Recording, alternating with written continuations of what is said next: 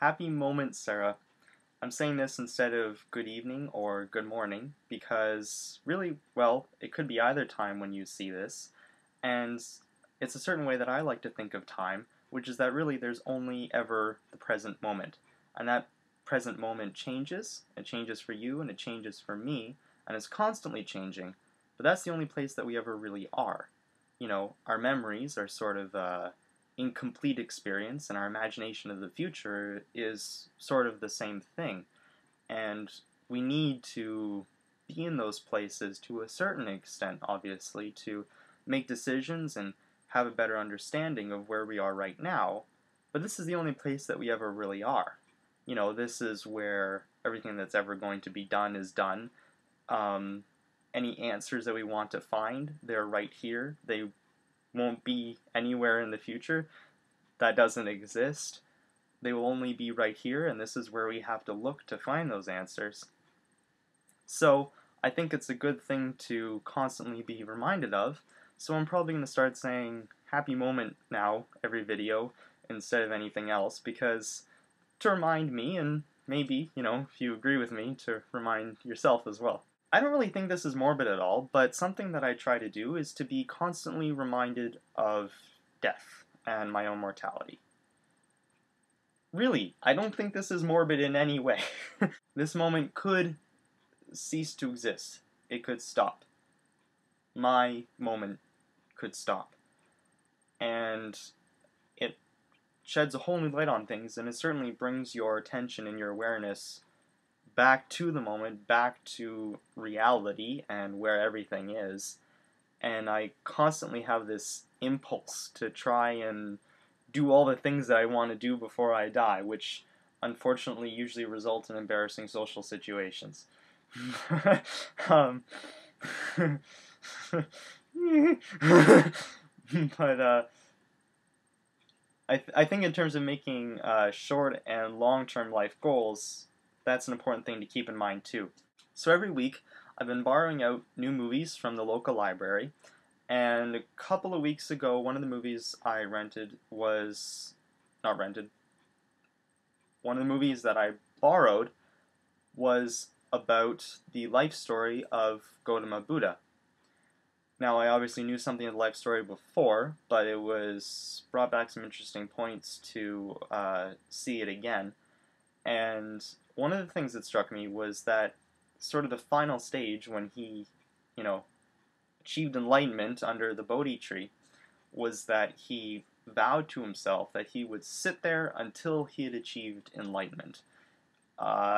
If he didn't achieve enlightenment, well, then I guess he would eventually die, because there was no way that he was going to get up and continue living. It was either enlightenment or nothing.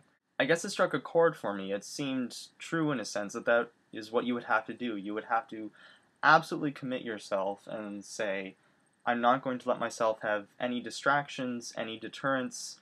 I am going to achieve enlightenment, or I am not going to go back to just living incompletely and having limitations on my life. And as you know, I've struggled myself with a stupendous desire to overcome my limitations.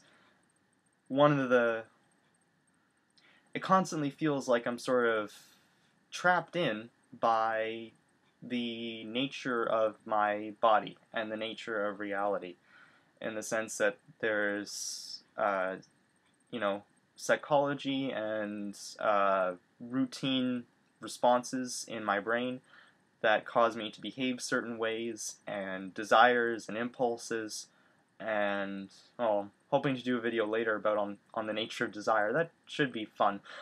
But I've always felt very, very limited, like I was just trapped in this tiny little box, and I couldn't even see what the nature of the walls were exactly, but I knew that there was a box there, and I had to get out.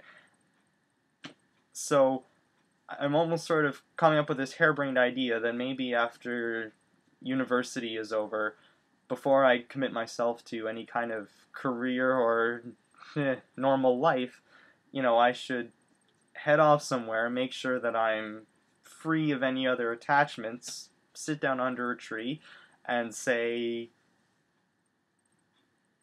enlightenment or death.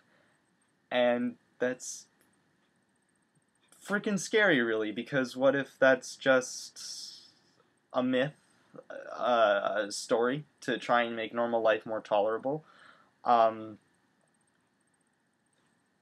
But and maybe I'd be doing myself and the world an incredible injustice if I didn't, if I didn't just sort of accept my angst and separation from the center of things.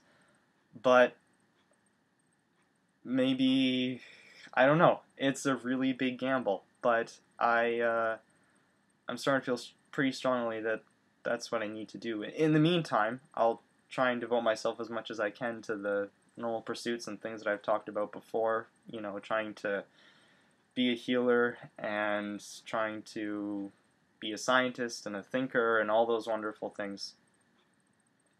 But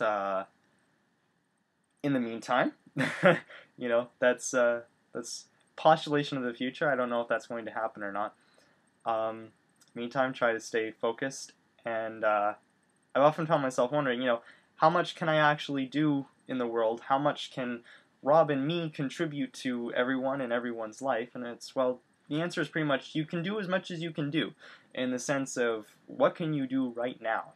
You know, if you were going to be able to do any more, you'd have to increase your potential here and now. It's not going to be something different. I've always fallen into that mistake. You know, next year I'll be able to do this. Next year I won't procrastinate. Next year I'll be a lot more functional, a lot better, whatever. No.